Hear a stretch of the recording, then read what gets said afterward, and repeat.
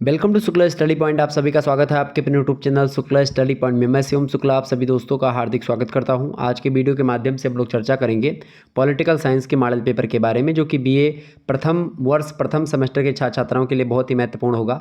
अर्थात जो छात्र छात्राएँ अभी अभी एडमिशन लिए हैं बीए में और वो फर्स्ट सेमेस्टर की परीक्षा देंगे तो उनके लिए बहुत ही महत्वपूर्ण होगा। पॉलिटिकल साइंस अगर आपका सब्जेक्ट है मेजर माइनर में दोनों में, तो आपको यही पढ़ना है।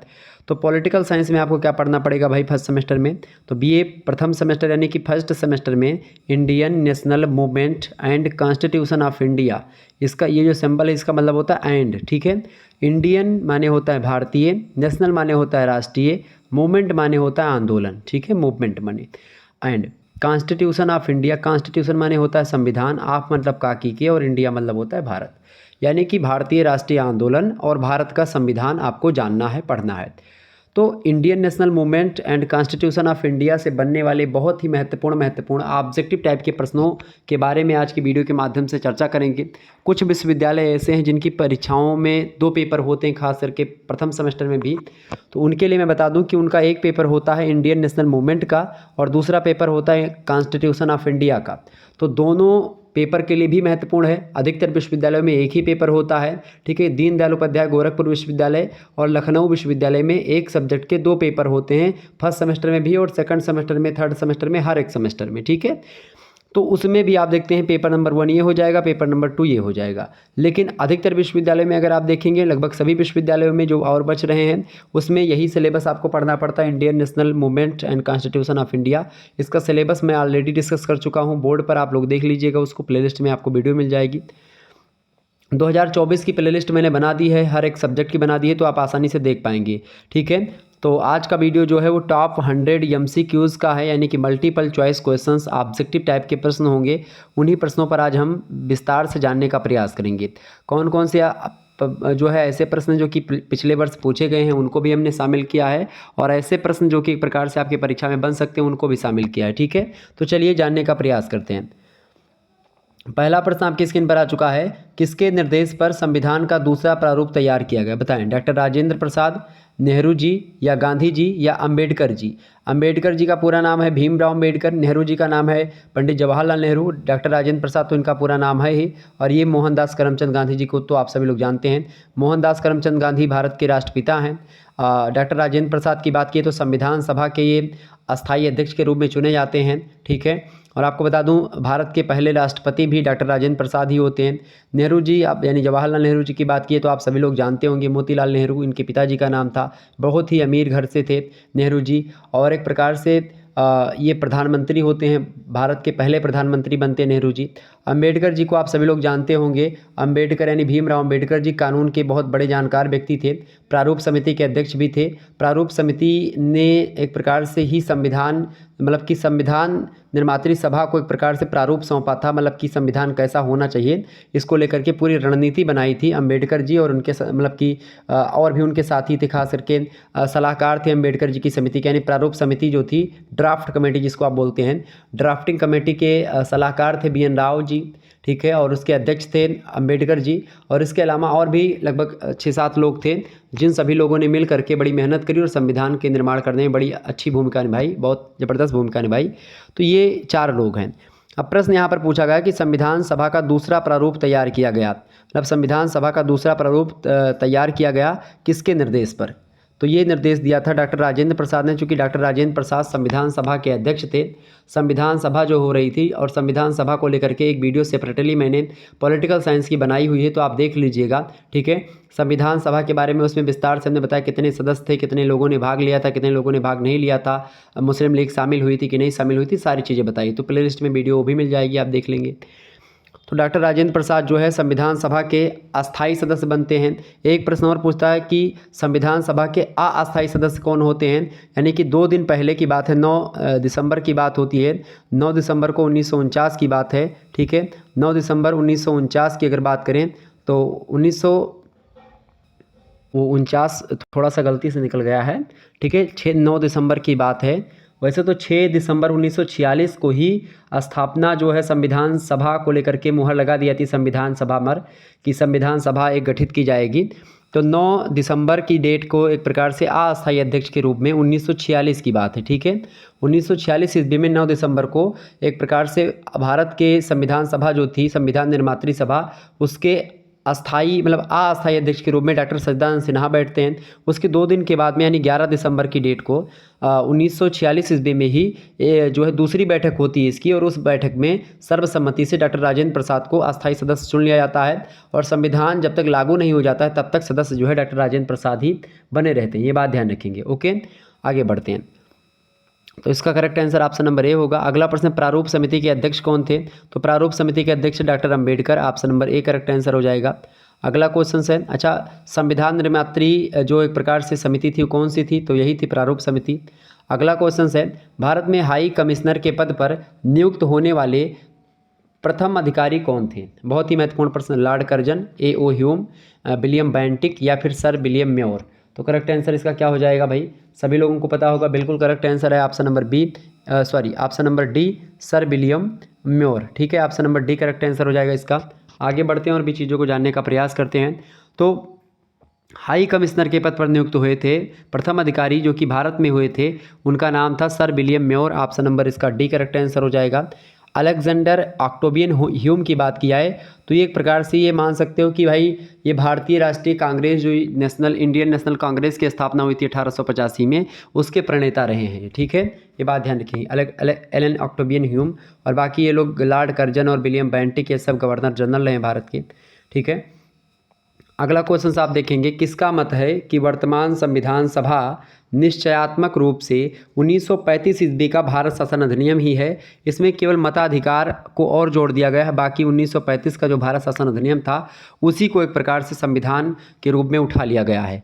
मतलब ये तो आप अगर देखेंगे संविधान को पढ़ेंगे और 1935 के अधिनियम को अगर आप उठा करके पढ़ेंगे तो ऐसा लगेगा कि संविधान जो बना है अपना वो कहीं ना कहीं पे लगभग 100 से अधिक अनुच्छेदों को हूबहू या लगभग अधिकतर अनुच्छेदों को 1935 के भारत शासन अधिनियम से उठा लिया गया हूबहू, या फिर उसमें कुछ संशोधन करके उसको ले लिया गया, और कुछ अनुच्छेदों को जैसे कि जो मौलिक अधिकार थे उनको आपने अमेरिका से ले लिया, जो आयरलैंड से आपने ले लिया नीति निर्देशक सिद्धांतों को ले लिया, ठीक है। इसी प्रकार से आपने ऑस्ट्रेलिया से समवर्ती सूची को ले लिया, कनाडा से संघात्मक व्यवस्था ले ली, ब्रिटेन से आप लोगों ने तो 1935 का जो अधिनियम है ब्रिटेन वालों ने ही बनाया था, तो वहाँ से तो सारा ले ही लिया। इसके अलावा मतलब विभिन्न देशों की दुनिया के कहीं ना कहीं पे कुछ ना कुछ एडॉप्टेड ही है, हम लोगों ने लिया ही है, विभिन्न देशों से सीखा है, और सीखने में कोई बुराई नहीं होती है, सीखना एक अच्छी बात होती है। अगर आप किसी की अच्छाइयों को सीख लेते हैं तो बहुत ज़बरदस्त बात है, वो आप में एक कला है और आप बड़े अच्छे राह पर चल रहे हैं अगर किसी की अच्छाइयों से आपको सीखते हैं, ठीक है। तो ये ज़बरदस्त चीज़ है। तो संविधान अपना कुछ इसी प्रकार से बना, तो इसीलिए कुछ विद्वान या कुछ जो आलोचक हैं कहते हैं कि वर्तमान संविधान निश्चयात्मक रूप से 1935 ईस्वी का जो भारत शासन अधिनियम था वही है, और जिसमें केवल मताधिकार को और जोड़ दिया गया है। ऐसा किसने कहा था? तो ये कथन कहा था डॉक्टर पंजाब राव देशमुख जी ने कहा था। ऑप्शन नंबर इसका डी करेक्ट आंसर होगा। अगला क्वेश्चन आप देखेंगे, किसका अर्थ है मतलब किसका अर्थ सभी नागरिकों को समान स्थिति और अवसर प्रदान करना है? स्वतंत्रता का, समानता का, अधिकार या नागरिकता? तो भाई समानता जो है वो सभी नागरिकों को समान स्थिति और समान अवसर प्रदान करने की बात करता है, समानता।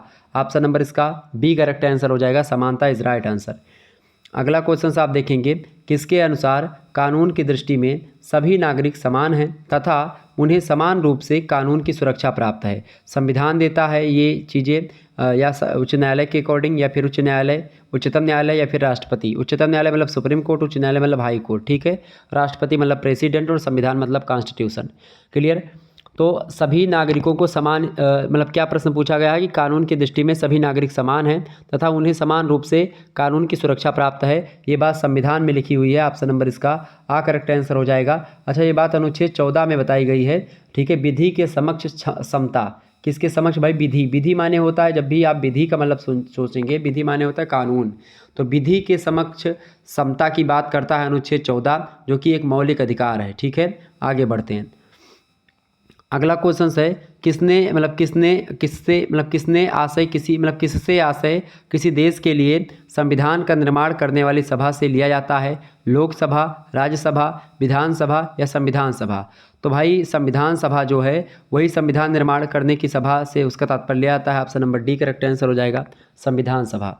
नेक्स्ट क्वेश्चन आप देखेंगे, अगला क्वेश्चन आपसे बन सकता है एग्जाम में, भारत में एक निर्वाचित संविधान सभा का गठन किया जाएगा जो भारत के लिए संविधान निर्मित करेगी। यह कथन किसने कहा था? लॉर्ड कर्जन ने, या क्रिप्स ने, या मतलब क्रिप्स मिशन ने, मतलब क्रिप्स मिशन आया था तो क्रिप्स उसके अध्यक्ष थे, या फिर कॉर्नवालिस ने, या फिर उपरोक्त सभी लोगों ने कहा था। तो भाई क्रिप्स मिशन जब भारत आया था तो क्रिप्स मिशन ने ही ये बात बताई थी। ये बात ध्यान रखिए, किसने बताई थी? क्रिप्स मिशन ने कहा था कि भारत में एक निर्वाचित संविधान सभा का गठन किया जाएगा जो भारत के लिए संविधान का निर्माण करेगी। Option number B correct answer हो जाएगा। क्रिप्स मिशन में ये बात कही थी और क्रिप्स मिशन के अध्यक्ष थे क्रिप्स, तो उन्होंने ही ये बात कही थी। अगला क्वेश्चन आप देखेंगे, किसने संविधान सभा में अपना उद्देश्य प्रस्ताव प्रस्तुत कर संविधान की आधारशिला रखी थी? तो पंडित जवाहरलाल नेहरू ने उद्देश्य प्रस्ताव पारित किया था और इन्हीं के उद्देश्य प्रस्ताव को ही एक प्रकार से ध्यान में रख करके भारतीय संविधान की प्रस्तावना का गठन भी हुआ था। ठीक है, option number B correct answer होगा। अगला क्वेश्चन है, संविधान सभा के द्वारा पारित संविधान सभा में या संविधान में कितने सदस्यों ने हस्ताक्षर किए थे? तो संविधान सभा द्वारा पारित संविधान में कितने सदस्यों ने हस्ताक्षर किए थे भैया? लगभग 284 लोगों ने किया था, लेकिन कहीं कहीं पर आप देखते हैं 308 भी लोग बताते हैं, लेकिन यहाँ पर आप 308 के स्थान पर 284 कर लेंगे। करेक्ट आंसर हो जाएगा 284, option number B correct answer होगा। अगला क्वेश्चन से, कैंची और गोंद की खिलवाड़ कह करके किसे संबोधित किया जाता है? तो भारतीय संविधान को एक प्रकार से कैंची और गोंद की खिलवाड़, मतलब कैंची और गोंद की खिलवाड़ कह करके संबोधित किया जाता है।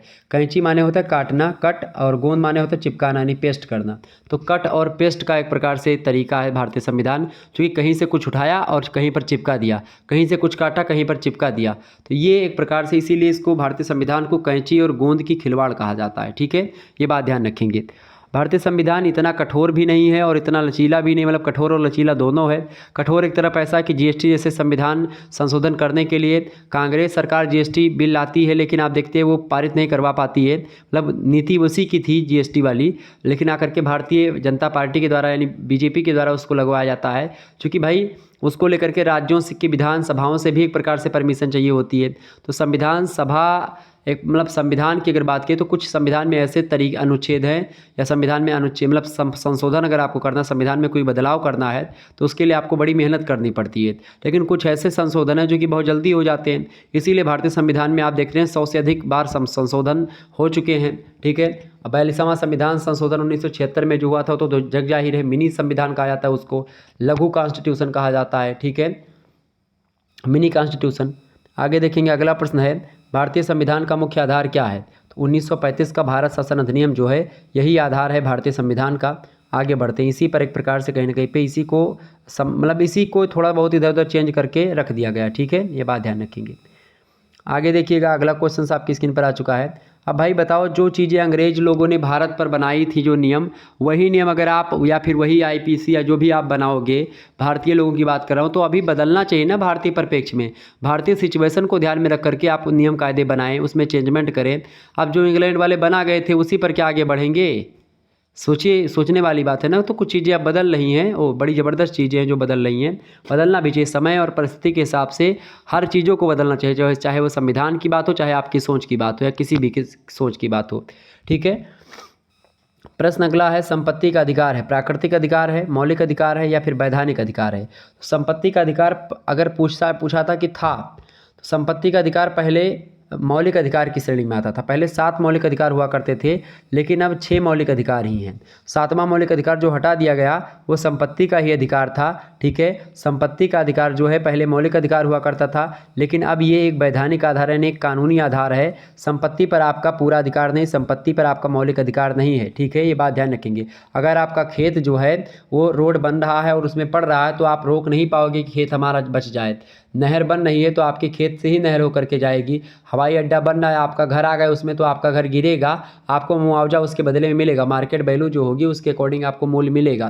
जैसे अभी अयोध्या में हवाई पट्टी बन रही है, ठीक है, मतलब हवाई वो बन रहा है प्लेन, तो बहुत सारे लोगों को घर गिरा, लेकिन उनको पैसे भी मिले खूब दबा करके। तो कहीं ना कहीं पे संपत्ति का अधिकार अगर होता, संपत्ति का अधिकार मौलिक अधिकार होता, तो मान लेते हैं जो ये बन रहा होता वो एक प्रकार से नहीं बन पाता।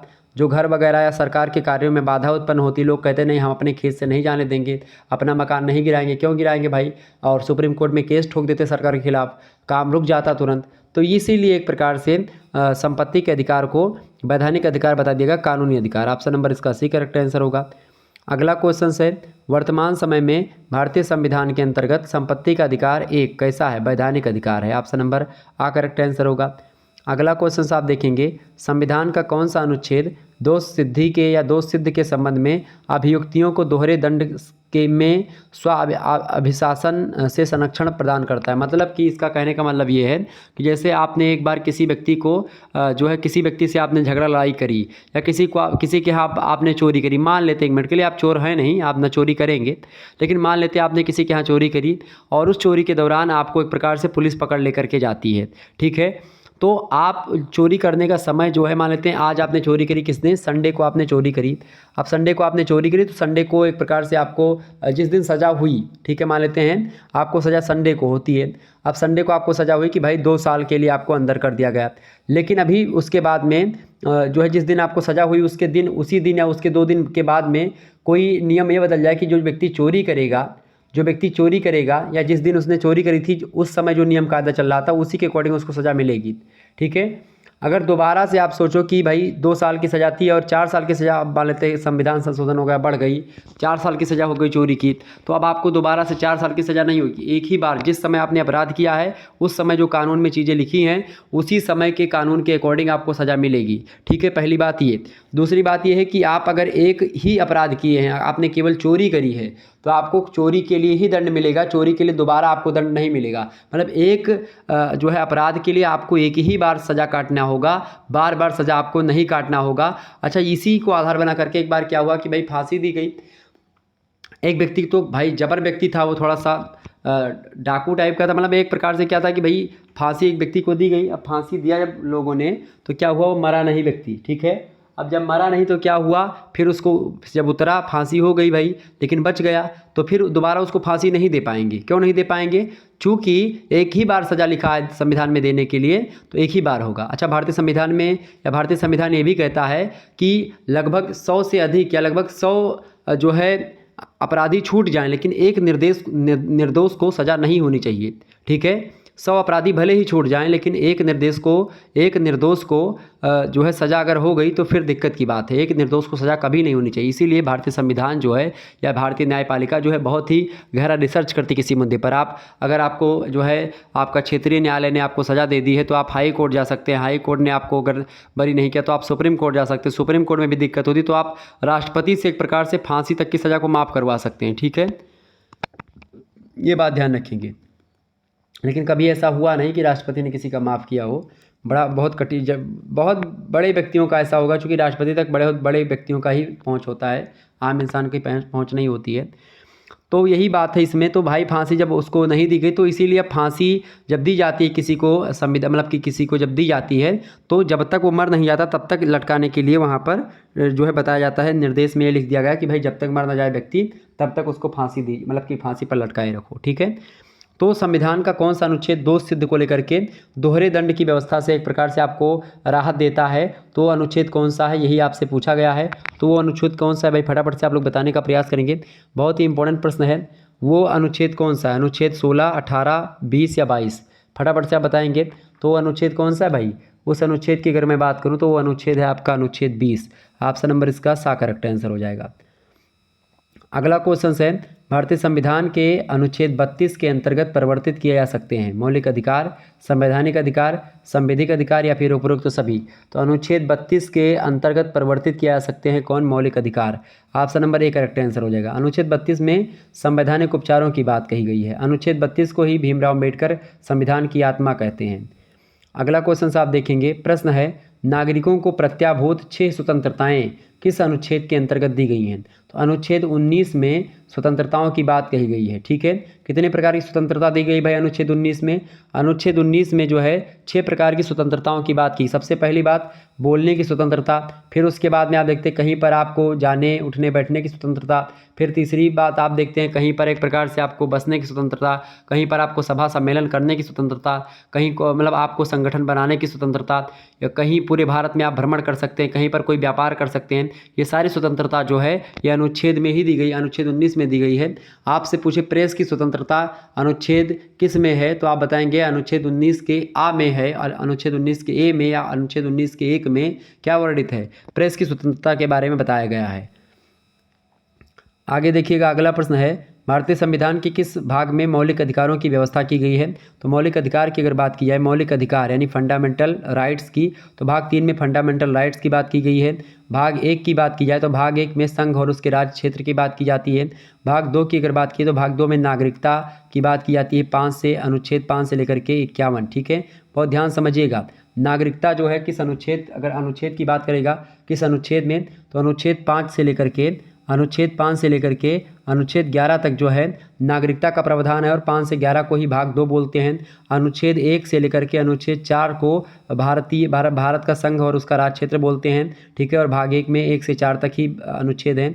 भाग 3 की बात की तो अनुच्छेद 12 से लेकर के अनुच्छेद 35 जो होता है ये भाग 3 के अंतर्गत समाहित होता है, और इसी को भाग 3 बोलते हैं, और इसमें मौलिक अधिकारों के बारे में बताया गया है। ठीक है, तो भाग 3 किससे रिलेटेड है, मौलिक अधिकारों से रिलेटेड है, ये बात ध्यान रखेंगे, किसके, मौलिक अधिकारों से रिलेटेड है। ठीक है, ये बात ध्यान रखेंगे। अगर बात की जाए भाग 4 की, तो भाग 4 जो है वो डीपीएसपी से रिलेटेड है। डीपीएसपी माने होता है directive principles of state policy, मतलब कि इसका मतलब होता है नीति निर्देशक तत्व। ठीक है, राज्य के नीति निर्देशक सिद्धांत या नीति निर्देशक तत्व। ठीक है, भाग 4 में वर्णित है। अनुच्छेदों की अगर बात की जाए तो अनुच्छेद 36 से लेकर के अनुच्छेद 51 तक भाग 4 के बारे में बताया गया है। अच्छा, एक संविधान संशोधन हुआ था, उसमें भाग किसके बारे में बताया गया है, भाग 4 के का के बारे में बताया गया है। तो भाग के 4 के का की अगर बात की जाए तो भाग के 4 के का में क्या संकलित है, भाग 4 के का, और अनुच्छेद की बात की जाए आर्टिकल 51 का, उसमें संकलित है क्या भाई, मौलिक कर्तव्यों को शामिल किया गया है, जो कि रसिया के संविधान से लिया गया है। क्लियर, ये बात ध्यान रखेंगे। समझ में आ रही चीज़ें।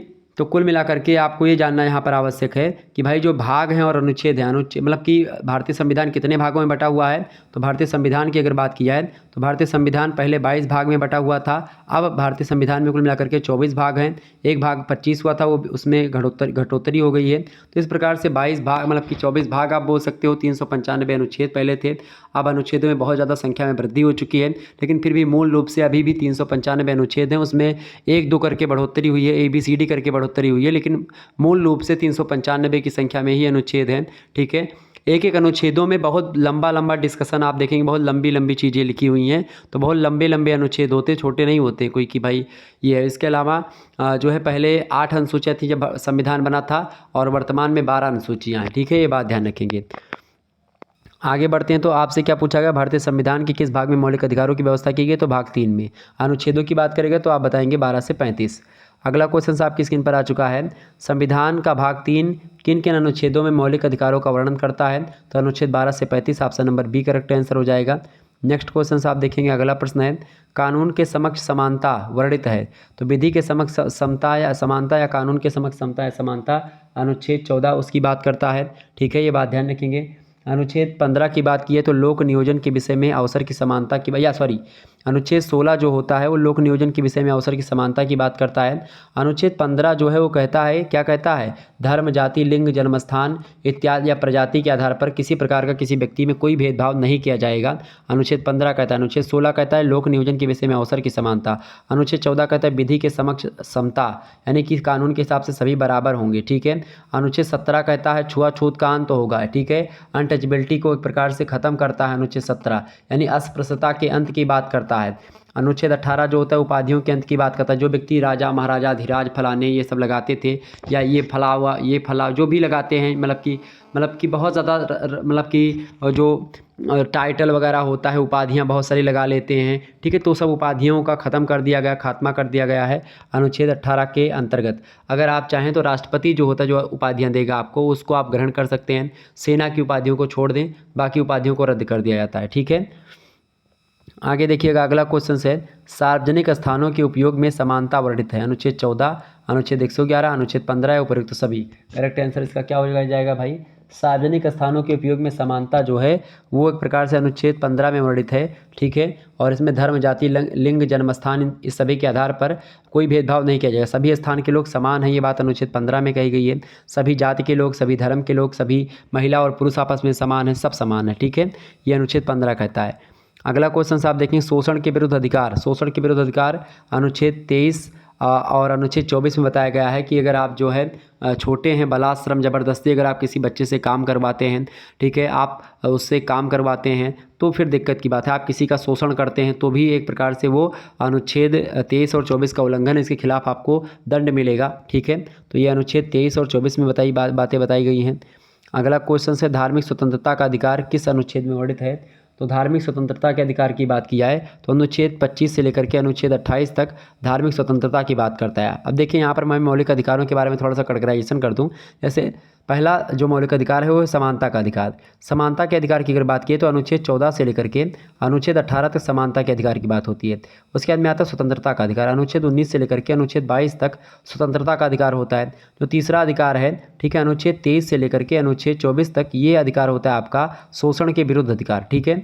और जो आपका होता है 25 से लेकर के 28 तक, वो अधिकार आपका कौन सा होता है? वो अधिकार होता है आपका भाई धार्मिक स्वतंत्रता का अधिकार। क्लियर, ये बात ध्यान रखेंगे।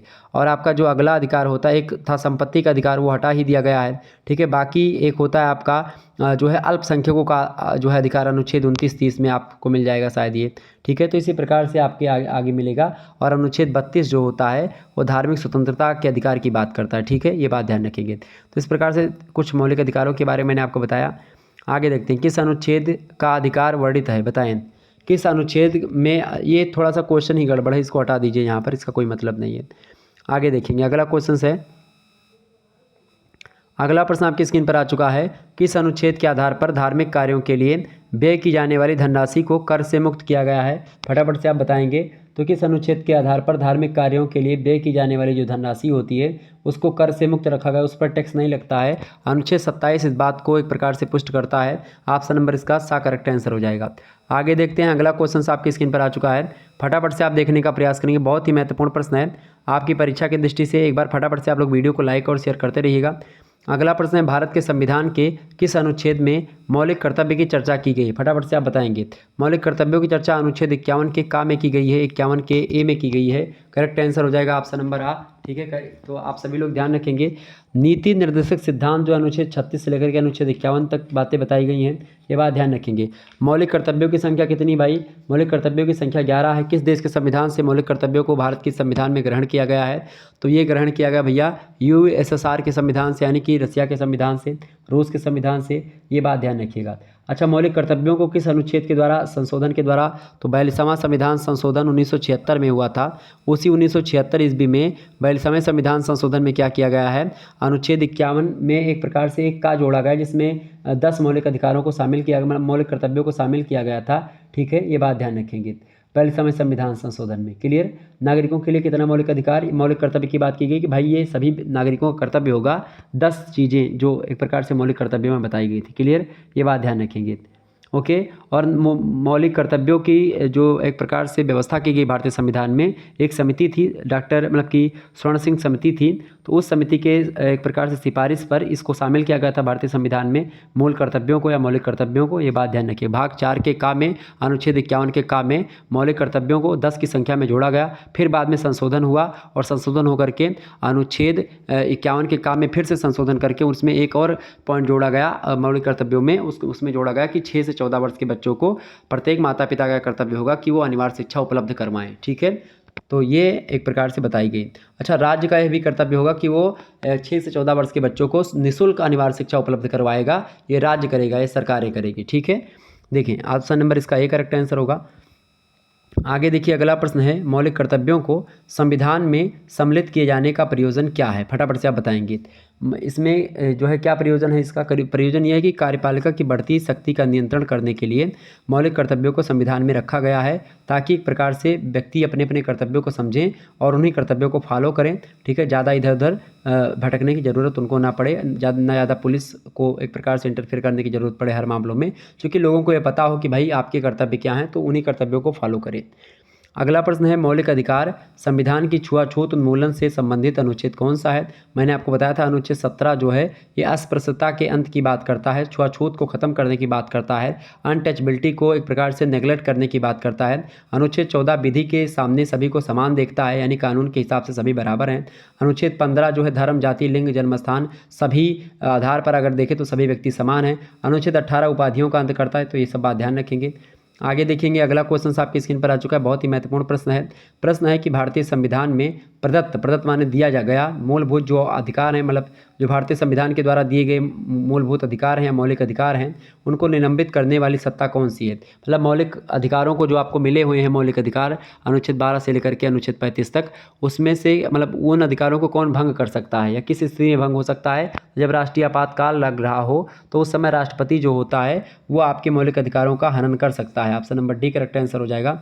अनुच्छेद 20 और अनुच्छेद 21 जो है उसको नहीं भंग कर सकता है, बाकी सभी को भंग कर सकता है। अगला क्वेश्चन आप देखेंगे, भारत के संविधान का भाग 3 किससे रिलेटेड है। तो मौलिक अधिकारों से रिलेटेड है या मूल अधिकारों से, फंडामेंटल राइट से रिलेटेड है। राज्य का नीति सिद्धांत जो है भाग 4 से रिलेटेड है। किससे रिलेटेड है भैया, भाग 4 से रिलेटेड है। मौलिक कर्तव्य भाग 4 के का से रिलेटेड है, ठीक है, 4 के का से रिलेटेड है। नागरिकता जो है वो 5 से लेकर के 11 यानी कि भाग 2 से रिलेटेड है, ठीक है, ध्यान रखेंगे।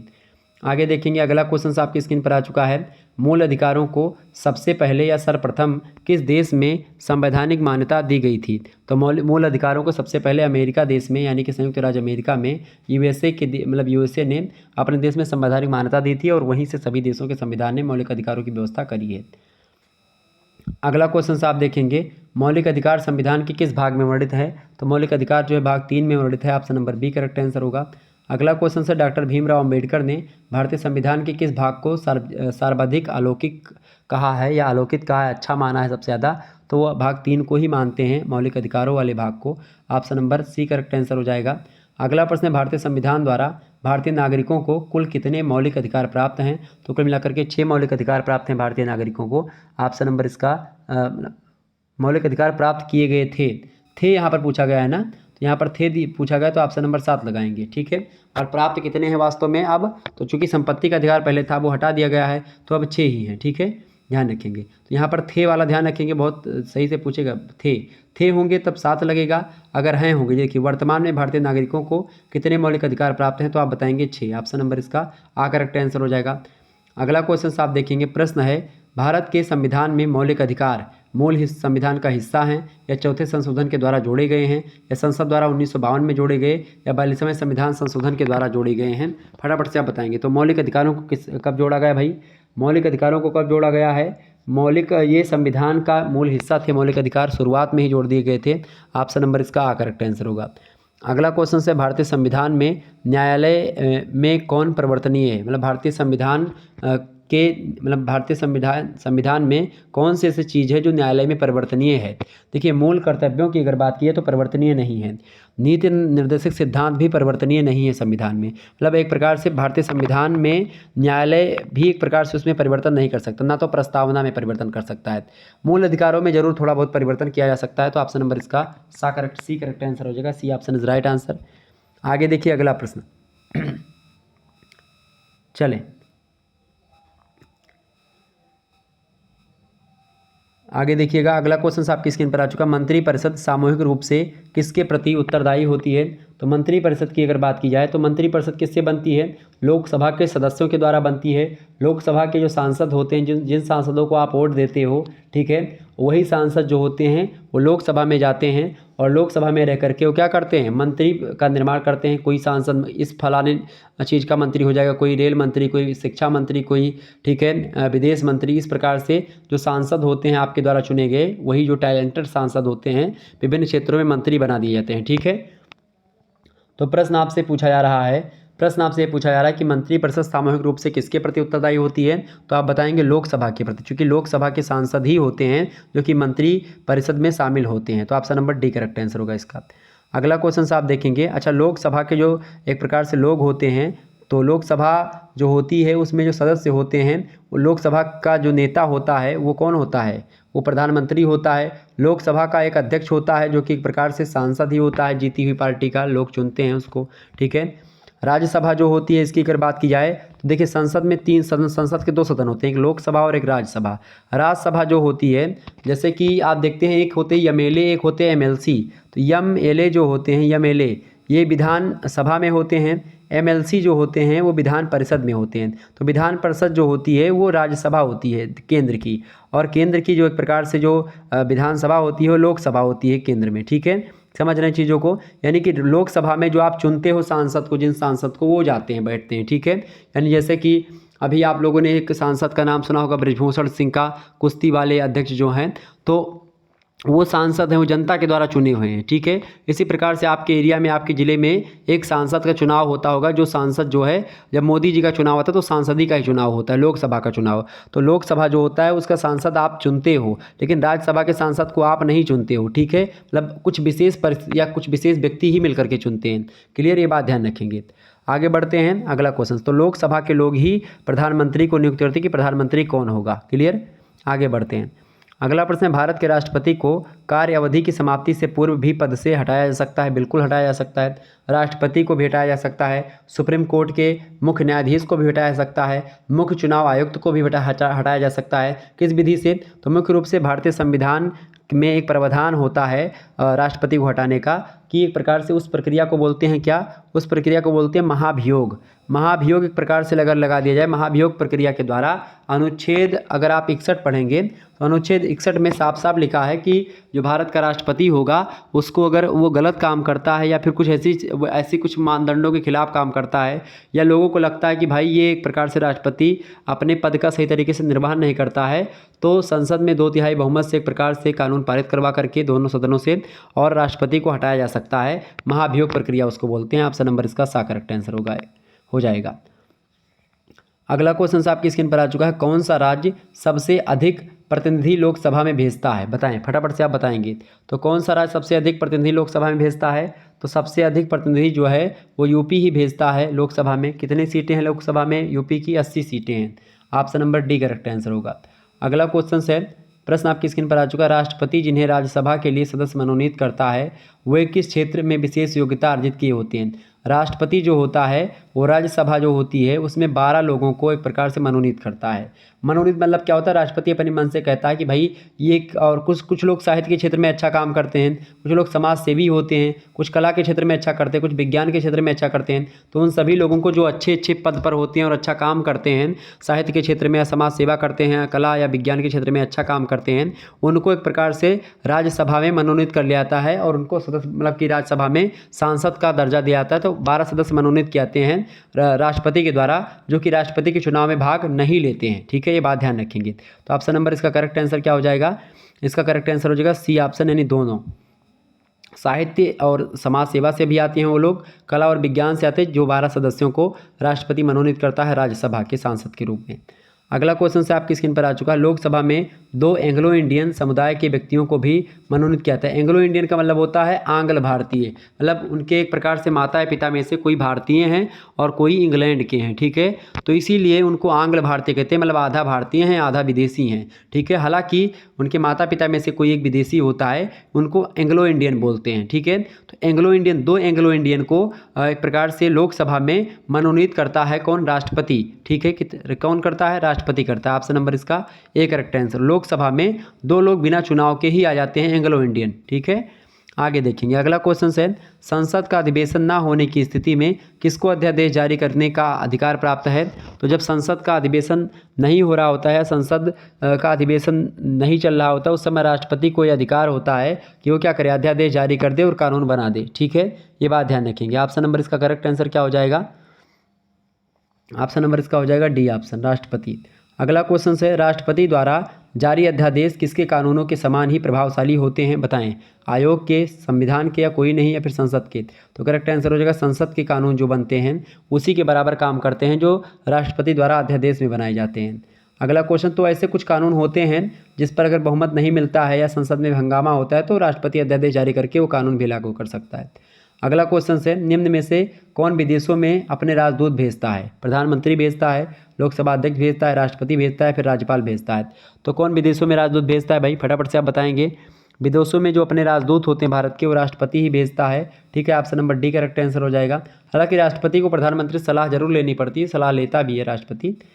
राष्ट्रपति भारत का प्रथम अध्यक्ष भी होता है, मतलब कि पहला नागरिक होता है। सुरक्षा सेनाओं का सर्वोच्च अध्यक्ष होता है राष्ट्रपति। Option number C correct answer हो जाएगा। नेक्स्ट क्वेश्चन है, राष्ट्रपति नियुक्ति करता है वित्त आयोग का भी, वित्त आयोग का, निर्वाचन आयोग का, राजभाषा समिति का, सभी की नियुक्ति जो है राष्ट्रपति के द्वारा ही की जाती है। Option number D correct answer होगा। अगला क्वेश्चन है, भारत का प्रथम नागरिक कौन होता है? तो भारत का प्रथम नागरिक भी राष्ट्रपति ही होता है। Option number A correct answer होगा। आगे बढ़ते हैं अगला क्वेश्चन। अगला क्वेश्चन है किसका निर्वाचन संसद के दोनों सदनों के निर्वाचित सदस्यों तथा समस्त विधानसभाओं के निर्वाचित सदस्यों के द्वारा होती है। फटाफट से आप बताएंगे तो किसका निर्वाचन होता है? राष्ट्रपति का।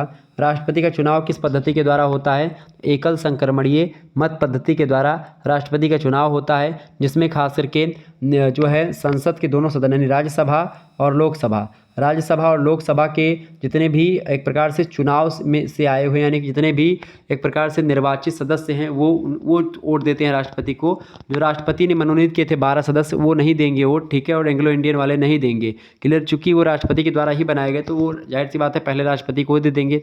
इसीलिए राष्ट्रपति बनने के लिए आपको बताऊँ कि इन चीज़ों की आवश्यकता पड़ती है। राष्ट्रपति बनने के लिए आपको संसद के दोनों सदनों के निर्वाचित सदस्यों का वोट चाहिए और विधानसभाओं के निर्वाचित सदस्यों का वोट आपको मिलता है, तभी आप राष्ट्रपति का चुनाव लड़ते हैं। ठीक है, राष्ट्रपति का चुनाव तभी जीता जाता है। और 50 अनुमोदक 50 प्रस्तावक भी होने चाहिए सांसद विधायक में से।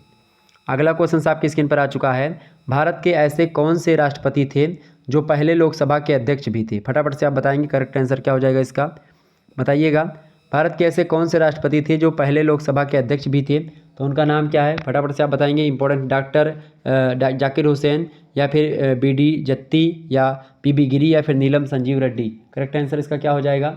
इसका करेक्ट आंसर क्या होगा? फटाफट से आप लोग बताने का प्रयास करेंगे। भारत के ऐसे कौन से राष्ट्रपति थे जो पहले लोकसभा के अध्यक्ष भी थे?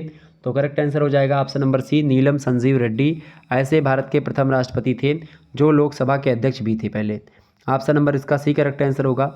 अगला क्वेश्चन है भारत के प्रथम मुस्लिम राष्ट्रपति कौन थे? तो भारत के प्रथम मुस्लिम राष्ट्रपति थे डॉक्टर जाकिर हुसैन, जिनकी पद पर ही मृत्यु हो गई थी, मतलब कि कार्यकाल के दौरान ही। इसके अलावा दूसरे जो बने थे मुस्लिम राष्ट्रपति वो थे फखरुद्दीन अली अहमद, इनकी भी मृत्यु हो गई थी।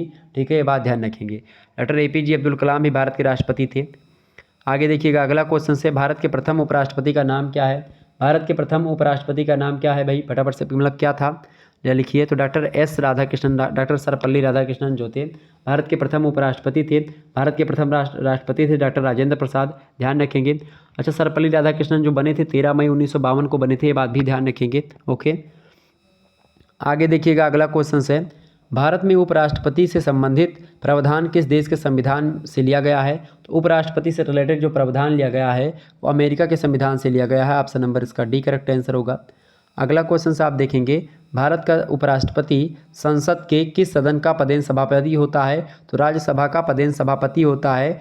जो उपराष्ट्रपति होता है भारत का वही राज्यसभा का अध्यक्ष भी होता है या राज्यसभा का सभापति होता है। ठीक है, ये बात। लोकसभा का अध्यक्ष का चुनाव होता है, लोकसभा अध्यक्ष दूसरा होता है। ठीक है, लेकिन जो उपराष्ट्रपति होता है वो पदेन सभापति होता है किसका? राज्यसभा का। ऑप्शन नंबर इसका ए करेक्ट आंसर होगा।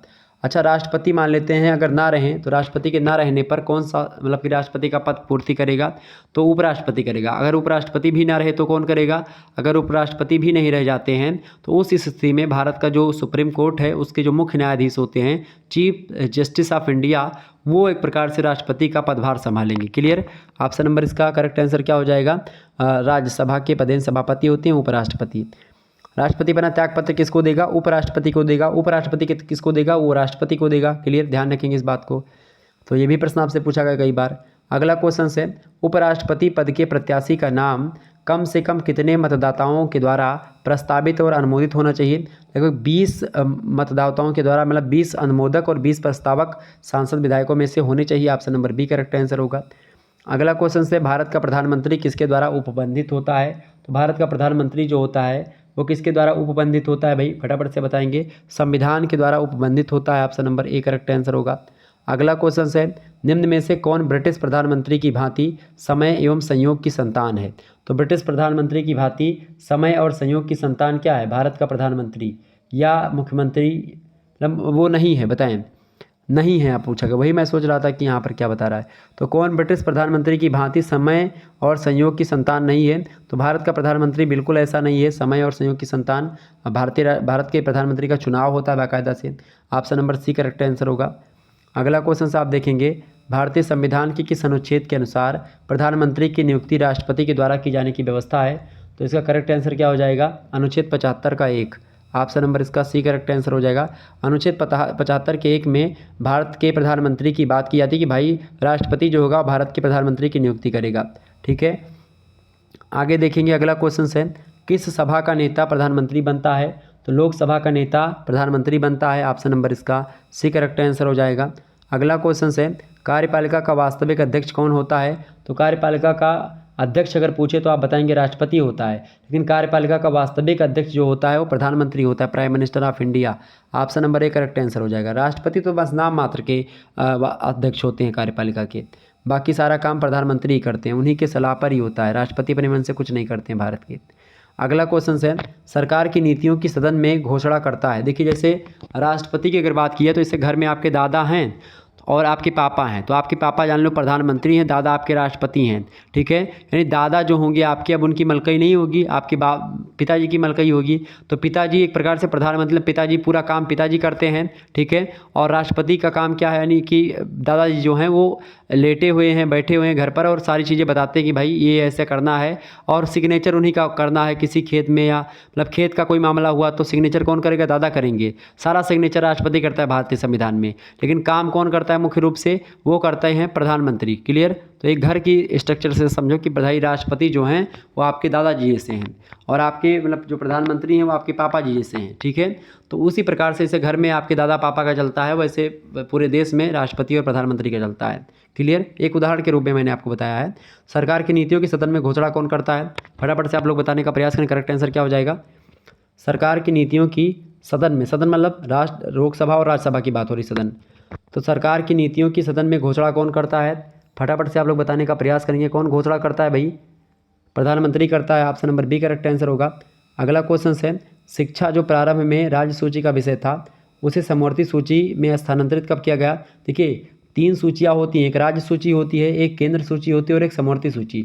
राज्य सूची के विषयों पर केवल राज्य सरकार कानून बनाती है, केंद्र सूची के विषयों पर केवल केंद्र सरकार कानून बनाती है, और जो समवर्ती सूची होती है इस पर कानून जो होती हैं राज्य सरकार और केंद्र सरकार दोनों सरकारें कानून बनाती हैं उस पर। लेकिन अगर किसी एक ही मुद्दे पर केंद्र सरकार ने भी कानून बनाया है और राज्य सरकार ने बनाया है तो माने किसका होगा? केंद्र सरकार वाला होगा। क्लियर? तो जो शिक्षा है उसको समवर्ती सूची में, यानी शिक्षा आप देखते हैं यूपी वाले कॉलेज भी होते हैं और केंद्र के कॉलेज भी होते हैं, यानी सरकारी में या यूनिवर्सिटी आप देखते हैं, एक स्टेट यूनिवर्सिटी होती है, एक केंद्रीय यूनिवर्सिटी होती है। ठीक है, सेंट्रल यूनिवर्सिटी। ठीक है, केंद्रीय विश्वविद्यालय और जो है एक होता है एक प्रकार से जो प्रादेशिक विश्वविद्यालय, यानी कि जो है एक प्रकार से आपका जैसे राम मनोहर लोहिया है ये स्टेट यूनिवर्सिटी है, राज्य विश्वविद्यालय है। केंद्र विश्वविद्यालय आपका जैसे BHU हो गया, बनारस हिंदू यूनिवर्सिटी, इलाहाबाद विश्वविद्यालय। ठीक है, इलाहाबाद में 2 होते हैं, एक इलाहाबाद विश्वविद्यालय है ही AU जिसको बोलते हैं, एक होता है प्रोफेसर रज्जू भैया स्टेट यूनिवर्सिटी। ठीक है, वो भी इलाहाबाद में ही है। क्लियर? तो प्रश्न ये पूछा गया कि समवर्ती सूची में शिक्षा को कब रखा गया? समवर्ती सूची में एक प्रकार से 42वें संविधान संशोधन के द्वारा शिक्षा को समवर्ती सूची में रखा गया, और इसी समय एक प्रकार से शिक्षा को के साथ ही वन नाप तौल को, वन्य जीवों को और वन्य जीव और पक्षियों के संरक्षण को, और इसके अलावा न्याय के प्रशासन को, इन सभी को एक प्रकार से किसमें शामिल कर दिया गया भैया? इन सभी को एक प्रकार से शामिल कर दिया गया समवर्ती सूची में। ये बात ध्यान रखेंगे, जो कि पहले राज्य सूची का विषय था उसको समवर्ती सूची में 42वें संविधान संशोधन के द्वारा स्थानांतरित करके रख दिया गया। क्लियर? ध्यान रखेंगे इस बात को। अगला क्वेश्चन आपकी स्क्रीन पर आ चुका, फटाफट से आप लोग देखने का प्रयास करेंगे। एक बार सभी लोग शेयर करेंगे वीडियो को और लाइक करेंगे चैनल को। ठीक है, अगर आपको एक प्रकार से कोर्स लेना, हिंदी अगर आपका सब्जेक्ट है तो हिंदी का कोर्स भी लॉन्च कर दिया गया था, मात्र उसकी 100 रुपये प्राइस रखी गई थी। उसमें PDF नोट्स आपको ग्रुप से ऐड कर दिया जाता है, व्हाट्सअप ग्रुप से, उसमें आपको PDF नोट्स भी मिलती है। जैसे कि ये पॉलिटिकल साइंस का क्वेश्चन पेपर है, मतलब ये जो चल रहा है इसका भी PDF नोट्स आपको अगर हिंदी का आप कोर्स लेंगे तो उसी में मिल जाएगा। ठीक है, इसके अलावा हिंदी की जो चैप्टर वाइज वीडियोज़ हैं वो आपको मिलेगी वहाँ पर, और जितनी भी कविताएँ हैं उनकी व्याख्या आपको मिल जाएगी। ठीक है, और हिंदी साहित्य के इतिहास का PDF नोट्स मिल जाएगा, और भी जो भी ऑब्जेक्टिव प्रश्न या लिखित प्रश्न टाइप की जो है तैयारी होती है उन सभी का PDF नोट्स आपको मिल जाएगा। ग्रुप से अगर आप ऐड होंगे तो हमारा नंबर है, उसी नंबर पर आपको SMS करना। अगर आपको हिंदी का कोर्स लेना, आप में से किसी को भी लेना है फर्स्ट सेमेस्टर का, 91 61 936062, ये मेरा व्हाट्सअप नंबर है। इसी पर आप लोगों को व्हाट्सअप पे एसएमएस करना है। उसकी कोर्स की जो प्राइस रखी गई है आप लोगों के कहने पर मात्र 100 रुपये रखी गई है, तो उसमें आपको ये मिल जाएगा। PDF नोट्स वगैरह उसमें मिलते रहेंगे, तो इस प्रकार से आप तैयारी कर सकते हैं। बाकी बिल्कुल फ्री में मैं यूट्यूब पर पढ़ाता हूँ, कोई दिक्कत की बात नहीं, आप आसानी से यहाँ पर भी पढ़ सकते हैं। लेकिन बहुत सारे छात्रों ने लगातार कमेंट किया कि सर जी कोर्स करिए, उसका कोर्स लॉन्च करवा दीजिए, तो मैंने लॉन्च करवा दिया। बाकी आप लोगों को मैं यूट्यूब पर ही पढ़ाता हूँ, कोई दिक्कत की बात है नहीं उसमें, ठीक है। चले, बाकी जिसको विधिवत पढ़ना है, विस्तार से पढ़ना है खूब अच्छे तरीके से, तो आप वो हमारा कोर्स ज्वाइन कर सकते हैं। व्हाट्सएप ग्रुप है, उसमें आपको ऐड कर दिया जाएगा। वहाँ पर आपको क्लियर नोटिफिकेशन मिलती रहेगी। और पिछले लगभग मतलब अगले जो आपका जैसे सेकंड सेमेस्टर आएगा, थर्ड सेमेस्टर, तो आपको उसमें भी आपको कुछ मटेरियल मिलता रहेगा ग्रुप से, अगर आप जुड़े रहेंगे तो। चूँकि ग्रुप भंग नहीं किया जाएगा जब तक आपका BA कंप्लीट नहीं हो जाएगा। अगला क्वेश्चन है, किसी राज्य की विधानसभा में अधिक से अधिक कुल कितने सदस्य हो सकते हैं? फटाफट से आप बताएंगे।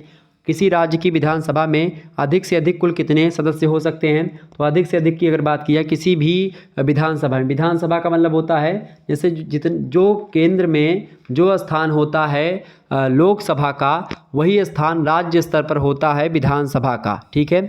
विधानसभा जो होती है हर राज्यों में होती है, लेकिन एक होता है जैसे राज्यसभा होती है केंद्र स्तर पर, उसी प्रकार से एक प्रकार से राज्य स्तर पर आप देखते हैं ये होती है विधान परिषदें, ठीक है। क्या होती हैं? विधान परिषद होती है।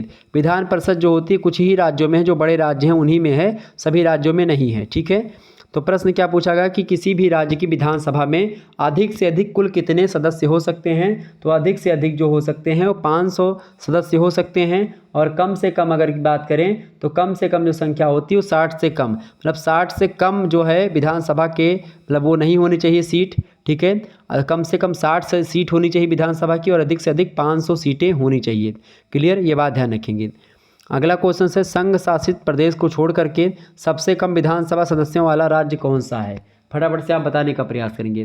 तो संघ शासित प्रदेश को अगर छोड़ दें तो उसमें सबसे कम पे आएगा सिक्किम राज्य, ठीक है। सिक्किम में कितनी विधानसभा की सीटें हैं? 32 सीट सिक्किम में है, ठीक है। नागपुर की अगर बात की है तो नागपुर जो है वो महाराष्ट्र में पड़ता है नागपुर, तो नागपुर कोई विधानसभा नहीं है, ठीक है। वो आप बताएंगे कि भाई महाराष्ट्र विधानसभा में कितनी पड़ती हैं आपकी? 288 सीटें हैं, ठीक है, विधानसभा की। मेघालय की अगर बात करें तो मेघालय में 60 सीटें हैं विधानसभा की। और पांडिचेरी की बात की तो पांडिचेरी या पुदुचेरी जो है वो केंद्र शासित प्रदेश है, इसमें 30 सीटें हैं, ठीक है। तो आपसे पूछेगा कि जो है सबसे कम विधानसभा सदस्यों वाला जो राज्य है वो कौन सा? तो आप बताएंगे पुदुचेरी यानी पांडिचेरी, ठीक है। अगर आपसे पूछेगा कि अगर संघ शासित प्रदेश को छोड़ दे तो आप बताएंगे सिक्किम, ठीक है। अगला क्वेश्चन, संघ शासित प्रदेशों को लेने पर सबसे कम विधानसभा सदस्यों वाला राज्य, तो आप बताएंगे पुदुचेरी है, 30 सीट पुदुचेरी में है, पांडिचेरी में है, ठीक है। अरुणाचल प्रदेश की बात की तो 60 सीट जो है अरुणाचल प्रदेश में है। सिक्किम की बात करें तो आपको पता होगा सिक्किम में कितनी सीटें हैं? 32 सीटें हैं, ठीक है। गोवा की अगर बात करें तो गोवा में कितनी सीटें हैं भाई विधानसभा की? 40 सीटें हैं गोवा में, ठीक है, ध्यान रखेंगे इस बात को। अगला क्वेश्चन से आप देखेंगे, विधानसभा की संरचना संबंधी प्रावधान दिया गया है किस अनुच्छेद में? तो विधानसभा की संरचना का जो प्रावधान है अनुच्छेद 170 में दिया गया भारतीय संविधान के। Option number A correct answer होगा। इंपॉर्टेंट प्रश्न परीक्षा में आ सकता है। अगला प्रश्न है, भारत में किस राज्य की विधानसभा सबसे बड़ी है? तो भारत की उत्तर प्रदेश राज्य की विधानसभा सबसे बड़ी है, क्योंकि उत्तर प्रदेश की विधानसभा में कितनी सीटें भैया? 403 सीटें हैं। बिहार विधानसभा की अगर बात करें तो बिहार विधानसभा में 243 सीटें हैं, ठीक है। अगर पंजाब राज्य की अगर बात करें तो पंजाब राज्य में 117 सीटें हैं विधानसभा की। दिल्ली की अगर बात की जाए तो दिल्ली में 70 सीटें हैं विधानसभा की। क्लियर, ध्यान रखेंगे इस बात को, यानी विधायक होते हैं 70 विधायक। अगला क्वेश्चन से आप देखेंगे, जम्मू कश्मीर में विधानसभा सदस्यों की संख्या कितनी है? जम्मू कश्मीर विधानसभा के सदस्यों की संख्या जो है 100 के आसपास है। Option number B correct answer होगा। अगला क्वेश्चन से, उत्तर प्रदेश विधानसभा की सदस्य संख्या लिखिए। उत्तर प्रदेश में 403 विधानसभा हैं। अच्छा, विधान परिषदों के बारे में पूछता है। विधान परिषद की अगर बात की जाए उत्तर प्रदेश में, यूपी में विधान परिषद भी है, तो यूपी में विधान परिषद में 100 सीटें हैं, ठीक है, लेकिन 403 सीटें हैं विधानसभा की। क्लियर, ध्यान रखेंगे। आगे बढ़िएगा, अगला क्वेश्चन है। अगला प्रश्न आपकी स्क्रीन पर आ चुका है, सर्वाधिक विधानसभा या विधानसभा वाले राज्य कौन से? बताएं, सबसे ज़्यादा विधानसभा किस राज्य में है? तो देखें उत्तर प्रदेश में तो सबसे ज़्यादा है ये है। इसके अलावा इसमें देखें इन सभी में एक प्रकार से अधिक विधानसभा वाले राज्य हैं ये। उत्तर प्रदेश में कितनी सीटें हैं? उत्तर प्रदेश में भाई कितनी सीटें हैं? फटाफट से आप बताएंगे। उत्तर प्रदेश में 403 सीटें हैं। इसी प्रकार से पश्चिम बंगाल, महाराष्ट्र में बहुत सारी सीटें हैं, बिहार और तमिलनाडु में मैंने सबका लगभग बता ही रखा है। ऑप्शन नंबर डी लगा देंगे। उपरोक्त सभी सर्वाधिक विधानसभा वाले राज्य हैं। अगला क्वेश्चन से केंद्र शासित किन राज्यों में विधानसभा स्थापित है? दिल्ली और पांडिचेरी दोनों में विधानसभा स्थापित है और ये दोनों एक प्रकार से केंद्र शासित प्रदेश हैं, यानी कि ये यूनियन टेरिटरी हैं। ऑप्शन नंबर इसका कौन सा करेक्ट आंसर हो जाएगा? Option number D correct answer हो जाएगा। ए और बी दोनों में विधानसभा की सीटें हैं। नेक्स्ट क्वेश्चन से पांडिचेरी में कितनी सीटें हैं भाई? 30 सीटें हैं। और दिल्ली में कितनी सीटें हैं? दिल्ली में आपकी कितनी सीटें भाई? 70 सीटें हैं। अगला क्वेश्चन से आप देखेंगे विधानसभा मतलब विधानमंडल का कौन सा सदन होता है? तो विधानमंडल का प्रथम सदन होता है, ठीक है, और विधान परिषद जो होती है द्वितीय सदन होती है। ये बात ध्यान रखेंगे। अगला प्रश्न है विधानमंडल का लोकप्रिय सदन कौन होता है? देखिए 1 मिनट में आपको विधानसभा विधान परिषद में आपको कन्फ्यूज़ हो रहा होगा। एक होती है भाई केंद्र स्तर पर संसद। संसद जो होती है इसके 2 सदन होते हैं, संसद के 2 सदन होते हैं। एक होता है आपका लोकसभा और एक होती है राज्यसभा। लोकसभा प्रथम सदन है और राज्यसभा द्वितीय सदन है। लोकसभा जो होती है एक प्रकार से वो प्रिय सदन कही जाती है, ठीक है, लोकप्रिय सदन है लोकसभा। और राज्यसभा जो होती है वो लोकप्रिय नहीं होती है, ठीक है, द्वितीय एक प्रकार द्वितीय सदन है चूँकि वो। क्लियर? क्योंकि यहाँ पर जनता के द्वारा मतलब कि राज्यसभा के जो सदस्य होते हैं वो जनता के द्वारा नहीं चुने जाते हैं, लेकिन लोकसभा के जो सदस्य होते हैं वो जनता के द्वारा चुन करके जाते हैं, ठीक है, ये बात ध्यान रखेंगे। अच्छा, ये उच्च सदन होता है। राज्यसभा जो होती है उच्च सदन है। उच्च सदन इसलिए चूँकि राज्यसभा का कभी भी गठन नहीं होता है, राज्यसभा कभी विघटित नहीं होती है। लोकसभा जो है प्रत्येक 5वें वर्ष जो होती है विघटित हो जाती है, राज्यसभा का विघटन नहीं होता है। तो ये हो गया संसद। इसी संसद के पहलू पर ही विधानमंडल बनते हैं। विधानमंडल राज्यों में होते हैं। जो काम संसद का केंद्र स्तर पर है वही काम विधानमंडल का होता है राज्य स्तर पर। विधानमंडल में 2 चीज़ें होती हैं, कौन कौन सी? एक तो विधानसभा और एक होता है विधान परिषद। तो विधानसभा जो होती हैं प्रत्येक राज्यों में होती हैं, विधान परिषदें 7 से 8 राज्यों में कुल मिलाकर के भारत में इस समय हैं, ठीक है। ऐसे राज्य जो कि बड़े हैं, जैसे यूपी में विधान परिषद भी है, 100 सीटें विधान परिषद की हैं, मतलब एमएलसी और एमएलए। तो विधान परिषद के जो सदस्य होते हैं उनको बोलते हैं एमएलसी, ठीक है, ध्यान रखेंगे। और विधानसभा के जो सदस्य होते हैं उनको बोलते हैं एमएलए, ठीक है, समझ रहे हैं चीज़ों को?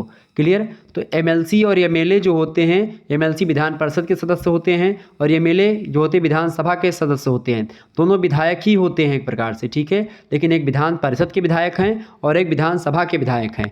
राज्यसभा और लोकसभा में सांसद बैठते हैं, तो लोकसभा वाला भी सांसद ही कहलाता है और राज्यसभा का भी सांसद ही कहलाता है। लेकिन राज्यसभा के सदस्य को आप चुनते नहीं हो प्रत्यक्ष रूप से, ठीक है, लेकिन लोकसभा के जब चुनाव होता है तो लोकसभा के सांसदों को आप लोग वोट देते हो, चुनते हो, जीतते हराते हो।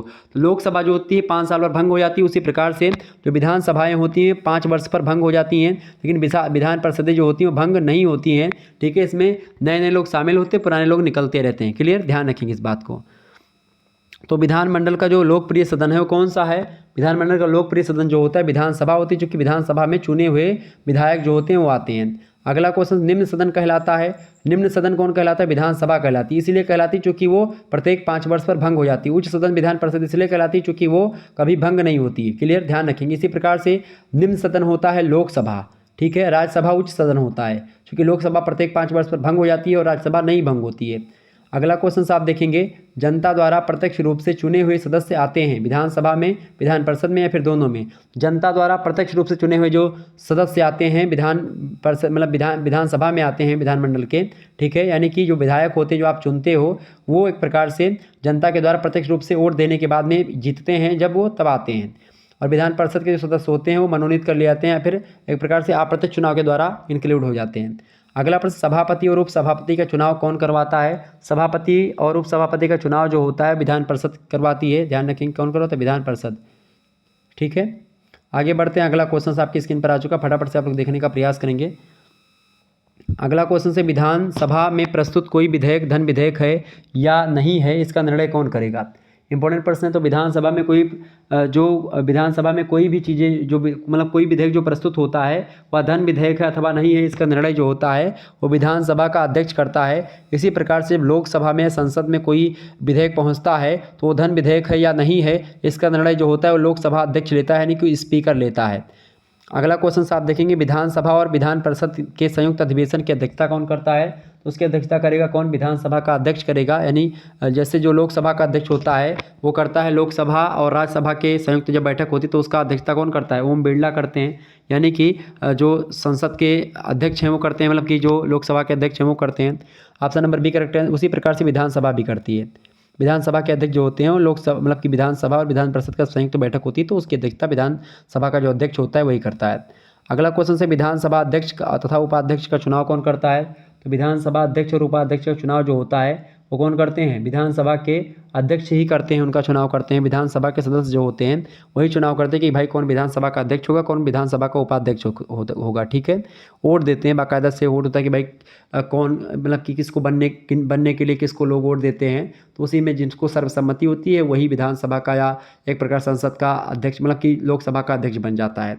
ठीक है, तो विधायकों के द्वारा जब एक विधायकों का एक अध्यक्ष होता है, उसी विधायकों के अध्यक्ष को हम जो है विधानसभा का अध्यक्ष बोलते हैं, और सांसदों के अध्यक्ष को हम लोग लोकसभा का अध्यक्ष बोलते हैं। ठीक है, ध्यान रखेंगे इस बात को।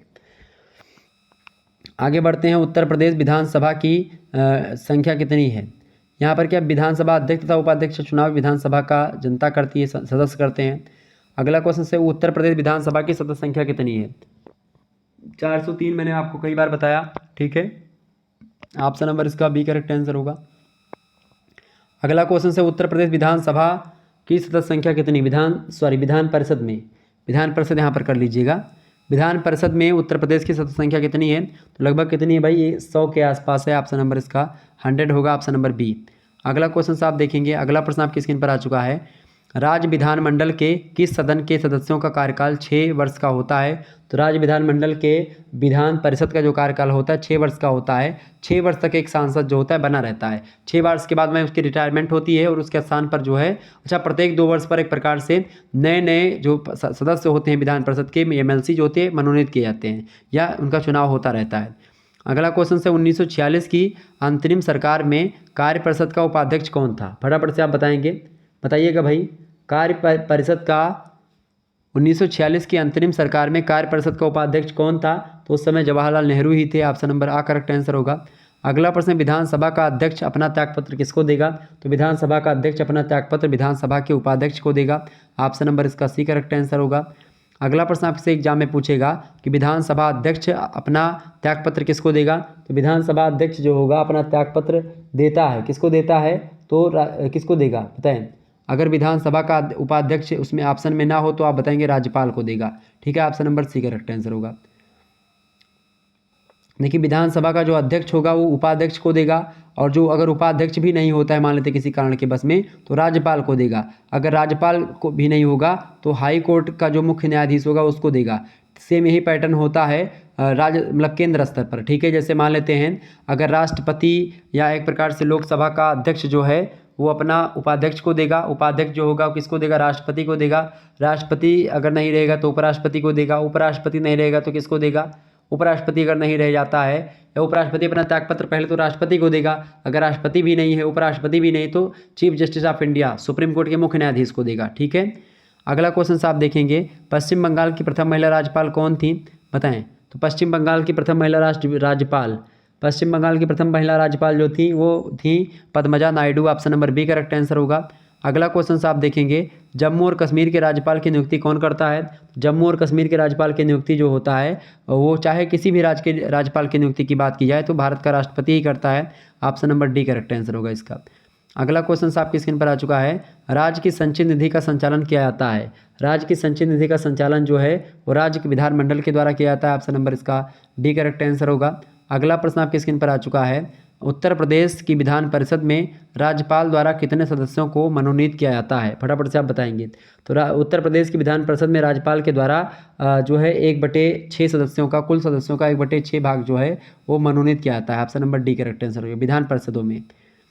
अगला क्वेश्चन आपकी स्क्रीन पर आ चुका, फटाफट से आप लोग देखने का प्रयास करेंगे और वीडियो को शेयर लाइक और जरूर करते रहिएगा सभी लोग। प्रश्न है, भारतीय नागरिकों के मौलिक अधिकारों की सुरक्षा कौन करता है? तो भारतीय नागरिकों के मौलिक अधिकारों की सुरक्षा जो होता है अनुच्छेद 32 करता है, संवैधानिक उपचारों का अधिकार अनुच्छेद 32। Option number D correct answer होगा। भारतीय संविधान की आत्मा भी डॉक्टर भीमराव अम्बेडकर अनुच्छेद 32 को ही कहते हैं। अगला प्रश्न है, मुख्य न्यायाधीश के निर्वाचन में किस सिद्धांत का पालन अनिवार्यता किया जाना चाहिए? बताएं। तो वरिष्ठता के हिसाब से न्यायाधीश बनते हैं। Option number C correct answer. जो जितना जो है वरिष्ठ होगा उतना मतलब कि उसी को बनाया जाएगा। मान लेते हैं कि कोई 62 साल मतलब कि कोई मान लेते हैं 50 साल का है, कोई 45 साल का, तो 50 साल वाले को बनाया जाएगा, 45 साल वाले को नहीं बनाया जाएगा, चाहे वो कितना ही टैलेंटेड क्यों ना हो। ठीक है, अगला क्वेश्चन आपकी स्क्रीन पर आ चुका है। सुप्रीम कोर्ट राष्ट्रपति को किसी विधि या तथ्य पर कब परामर्श देता है? जब वो मांगते हैं तब देता है। ठीक है, सुप्रीम कोर्ट राष्ट्रपति को, जब राष्ट्रपति उनसे परामर्श मांगेगा तो सुप्रीम कोर्ट देने के लिए बाध्य होगा, मतलब देने के लिए वो तत्पर रहेगा। Option number B correct answer होगा। अगला क्वेश्चन आप देखेंगे, किस देश के संविधान से न्यायिक पुनरावलोकन के प्रावधान को ग्रहण किया गया है? न्यायिक पुनरावलोकन के सिद्धांत को जो है किससे ग्रहण किया गया है भैया? संयुक्त राज्य अमेरिका के संविधान से लिया गया है। Option number A correct answer होगा। अगला क्वेश्चन से, संविधान की व्याख्या करने का अंतिम अधिकार किसको है? तो सर्वोच्च न्यायालय को है, सुप्रीम कोर्ट को सबसे अंतिम व्याख्याता है संविधान का।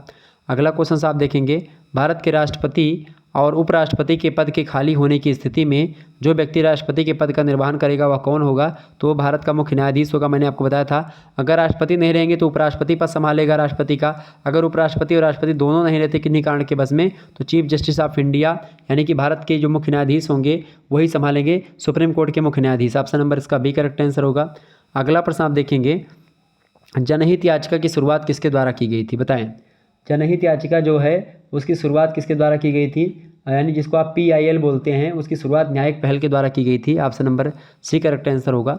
अगला क्वेश्चन है, निम्नलिखित किस वाद में यानी किस विवाद में या वाद में उच्चतम न्यायालय के द्वारा उच्चतम न्यायालय ने संविधान के मूल ढांचे का सिद्धांत प्रस्तुत किया था? तो कौन सा केस था वो? उस केस में किया था भाई, केशवानंद भारती केस में किया था। केशवानंद भारती केस जो था वो सरकार के खिलाफ था। 24 अप्रैल 1973 में केशवानंद भारती केस आता है, तो उसमें संविधान के मूल ढांचे का सिद्धांत इसी समय आता है। अगला क्वेश्चन आप देखेंगे, भारत का सबसे बड़ा अपीलीय न्यायालय कौन सा है? तो भारत का सबसे बड़ा अपीलीय न्यायालय जो होता है वो सर्वोच्च न्यायालय होता है। ठीक है, सबसे बड़ा। सुप्रीम कोर्ट के आगे आप कहीं पर नहीं जा सकते हैं अपील करने के लिए किसी मुद्दे को लेकर के। सर्वोच्च न्यायालय सबसे बड़ा न्यायालय है भारत का। अगला क्वेश्चन आपकी स्क्रीन पर आ चुका है, संविधान का कौन सा अनुच्छेद उच्चतम न्यायालय के द्वारा दिए गए निर्णय अथवा आदेश के पुनर्विलोकन हेतु अधिकृत होता है? बताएं। संविधान का कौन सा अनुच्छेद उच्चतम न्यायालय के द्वारा दिए गए निर्णय और आदेश के पुनर्विलोकन के हेतु अधिकृत होता है? तो अनुच्छेद 137 के द्वारा दिए गए निर्णय। ऑप्शन नंबर इसका ए करेक्ट आंसर होगा। अगला क्वेश्चन से, उच्चतम न्यायालय की आज तक दूसरी सबसे बड़ी खंडपीठ किस केस में बनी थी? तो उच्चतम न्यायालय की आज तक की दूसरी सबसे बड़ी खंडपीठ जो बनी थी वो गोलकनाथ केस में बनी थी। Option number A correct answer हो जाएगा इसका। नेक्स्ट क्वेश्चन आप देखेंगे, अगला प्रश्न आपकी स्क्रीन पर आ चुका है, बड़ा ही महत्वपूर्ण प्रश्न है आपकी परीक्षा की दृष्टि से। ठीक है, देखिए, पार्लियामेंट के द्वारा, यानी पार्लियामेंट मतलब होता है संसद। ठीक है, तो संसद के द्वारा दिसंबर महीना 1999 ईस्वी में निर्मित कानून के अनुसार एक नागरिक के वयस्क होने की कानूनी आयु क्या है? फटाफट से आप बताएंगे। तो 18 साल का कोई व्यक्ति हो जाता है तो वो एक प्रकार से वयस्क माना जाता है, ये बात ध्यान रखेंगे। कितने साल का व्यक्ति भाई? 18 साल का व्यक्ति जो है वो वयस्क माना जाता है। तो ऑप्शन नंबर आप डी लगाएंगे, डी ऑप्शन 18 साल। अगला क्वेश्चन है, प्रथम निर्वाचन किसे कहते हैं? मतलब प्रत्यक्ष निर्वाचन जो है किसे कहते हैं? प्रत्यक्ष निर्वाचन जो होता है जब जनता जो होता है, जनता द्वारा प्रतिनिधि जब डायरेक्ट चुनते, जैसे सांसदी का चुनाव प्रत्यक्ष चुनाव होता है, प्रधानी का चुनाव प्रत्यक्ष होता है। ठीक है, ये बात ध्यान रखेंगे। ऑप्शन नंबर सी करेक्ट है। जनता द्वारा प्रतिनिधि जब जनता खुद ही चुनती, खुद वोट डालती है और जानती कि भाई हम वोट दे रहे हैं, ये जीतेंगे ये हारेंगे। ठीक है, अगला क्वेश्चन से, उपचुनाव कराया जाता है 2 वर्ष के बाद में, 5 वर्ष के बाद में या 3 वर्ष के बाद में, या फिर जो है कभी भी करवाए जा सकते हैं। तो उपचुनाव जो होते हैं कभी भी हो सकते हैं। Option number D correct answer होगा। अगला क्वेश्चन आपकी स्क्रीन पर आ चुका है, भारत की निर्वाचन पद्धति निम्न में से किस देश की निर्वाचन पद्धति के अनुरूप है? तो भारत की जो निर्वाचन पद्धति है वो ब्रिटेन के संविधान के अनुरूप है। Option number B correct answer होगा। अगला क्वेश्चन से, निर्वाचन माने होता है जो चुनाव होता है वही, तो मुख्य चुनाव आयुक्त या फिर मुख्य निर्वाचन आयुक्त की नियुक्ति तथा उसको पदच्युत माने होता है उसको अपने पद से हटाना, उसको उसके पद से हटाना, इसको बोलते हैं पदच्युत। ठीक है, जैसे राष्ट्रपति को पदच्युत करने के लिए महाभियोग लाया जाता है, उनको पद से हटाने के लिए।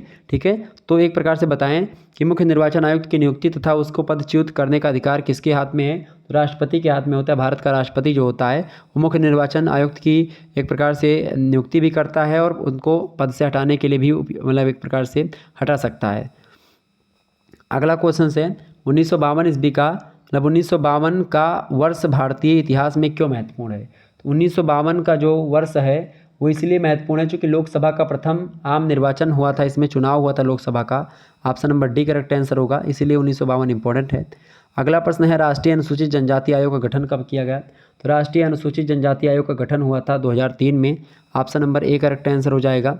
अगला क्वेश्चन आपकी स्क्रीन पर आ चुका है, इसका प्रश्न बहुत महत्वपूर्ण है, परीक्षा में पूछे जाएंगे, ध्यान रखेंगे इस बात को। अगला प्रश्न, निर्वाचन आयोग में कुल कितने पदाधिकारी होते हैं? निर्वाचन आयोग में कुल 3 पदाधिकारी होते हैं। Option number A correct answer होगा। अगला प्रश्न है, भारतीय संविधान के किस अनुच्छेद में निर्वाचन आयोग का उल्लेख किया गया है? तो भारतीय संविधान के 324वें अनुच्छेद में निर्वाचन आयोग के बारे में बताया गया है। Option number C correct answer होगा।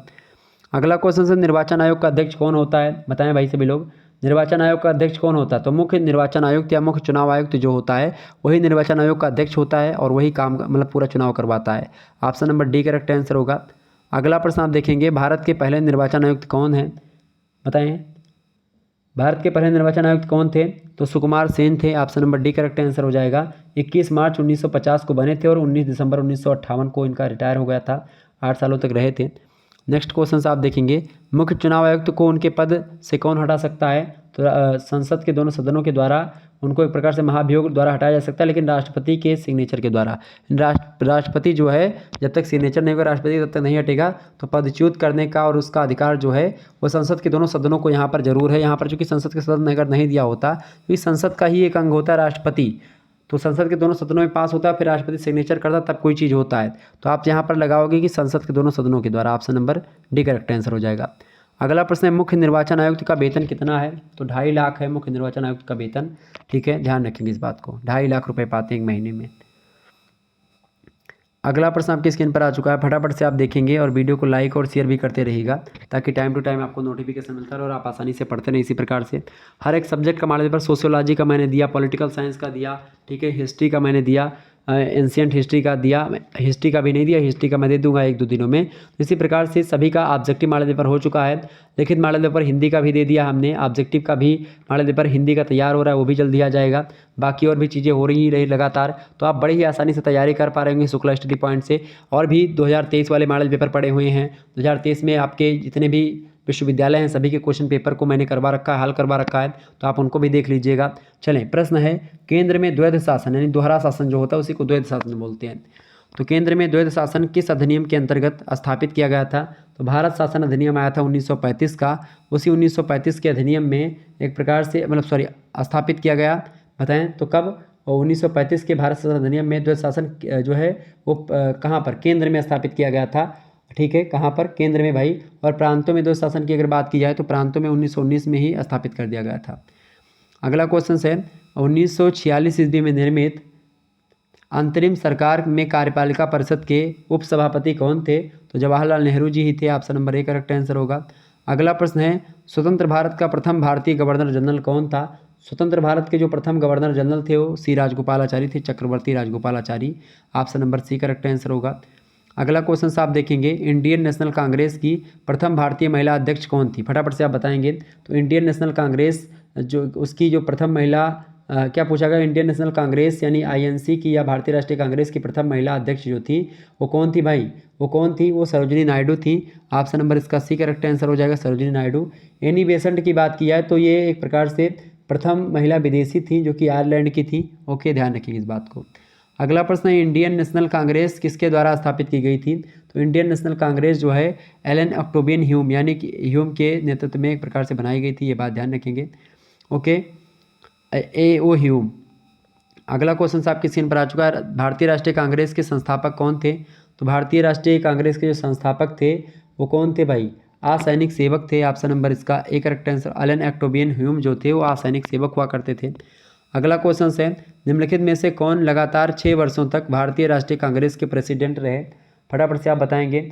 6 वर्षों तक लगातार जो है कौन भारतीय राष्ट्रीय कांग्रेस के प्रेसिडेंट रहे या 6 बार लगातार कौन रहे? अबुल कलाम आज़ाद थे। ऑप्शन नंबर इसका बी करेक्ट आंसर होगा।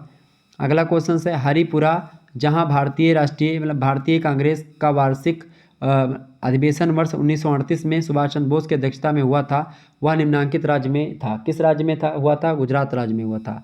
Option number A correct answer होगा इसका। अगला क्वेश्चन है, सुभाष चंद्र बोस के त्यागपत्र के बाद भारतीय राष्ट्रीय कांग्रेस का अध्यक्ष कौन हुआ था? सुभाष चंद्र बोस ने एक प्रकार से त्यागपत्र दे दिया था, इसलिए चूंकि क्या हुआ कि महात्मा गांधी को अच्छा नहीं लगा कि सुभाष चंद्र बोस जो है अध्यक्ष के पद जीत जाते हैं। क्योंकि अध्यक्ष के पद के लिए 2 लोग खड़े थे, एक तो पट्टाभी सीतारामैया खड़े थे और एक सुभाष चंद्र बोस खड़े थे। पट्टाभी सीतारामैया गांधी जी के बड़े फेवरेट थे और गांधी जी ने उनको खड़ा किया था, गांधी जी उनका सपोर्ट कर रहे थे। लेकिन पट्टाभी सीतारामैया को बहुत कम वोट मिला और जो है इनको क्या बोलते हैं, सुभाष चंद्र बोस जी को बहुत वोट मिला और सुभाष चंद्र बोस जो है जीत गए। सुभाष चंद्र बोस सबके फेवरेट हुआ करते थे, बड़े ज्ञानी व्यक्ति भी थे। महात्मा गांधी की बहुत इज्जत किया करते थे नेताजी। और आपको बता दूं, सुभाष चंद्र बोस के त्यागपत्र के बाद में क्या हुआ, भारतीय राष्ट्रीय कांग्रेस का उन्होंने त्यागपत्र दे दिया गांधी जी के कहने पर। कहा मतलब कि गांधी जी को अच्छा नहीं लगा तो उन्होंने भांप लिया कि भाई गांधी जी को अच्छा नहीं लगा कि मैं जीत गया, ठीक है। उन्होंने चूंकि गांधी जी ने स्टेटमेंट दिया था कि अगर पट्टा भी सीतारामैया की हार, पट्टा भी सीतारामैया की हार नहीं है, वो मेरी हार है, ऐसा स्टेटमेंट दिया था। किसने? महात्मा गांधी ने स्वयं दिया था। और इसीलिए खास करके जो नेताजी होते हैं वो छोड़ देते हैं, मतलब अध्यक्षता छोड़ देते हैं और मतलब त्यागपत्र दे देते हैं। कब? 1939 में। तो उसके बाद में कौन बनता है? उनके त्यागपत्र के बाद में भारतीय राष्ट्रीय कांग्रेस का जो अध्यक्ष बनते हैं वो राजेंद्र प्रसाद बनाए जाते हैं। Option number C correct answer होगा। अगला क्वेश्चन है, वर्ष 1938 के भारतीय राष्ट्रीय कांग्रेस के हरिपुरा अधिवेशन की अध्यक्षता किसने करी थी? तो 1938 में जो है सुभाष चंद्र बोस ने ही अध्यक्षता करी थी और फिर से जीते थे। उसके बाद में फिर त्यागपत्र दिया था। अगला प्रश्न है, 1938 में भारतीय राष्ट्रीय कांग्रेस के अध्यक्ष निर्वाचित कौन हुए थे? तो वो नेताजी हुए थे, ठीक है। ये बात ध्यान रखेंगे, कौन? Subhash Chandra Bose. Option number B correct answer होगा। अगला प्रश्न है, भारतीय राष्ट्रीय कांग्रेस की किस अधिवेशन की अध्यक्षता सुभाष चंद्र बोस ने करी थी? तो हरिपुरा अधिवेशन की करी थी। Option number A correct answer हो जाएगा। तो इस प्रकार से आप लोगों ने बहुत सारे प्रश्नों को समझा, जाना और परखा।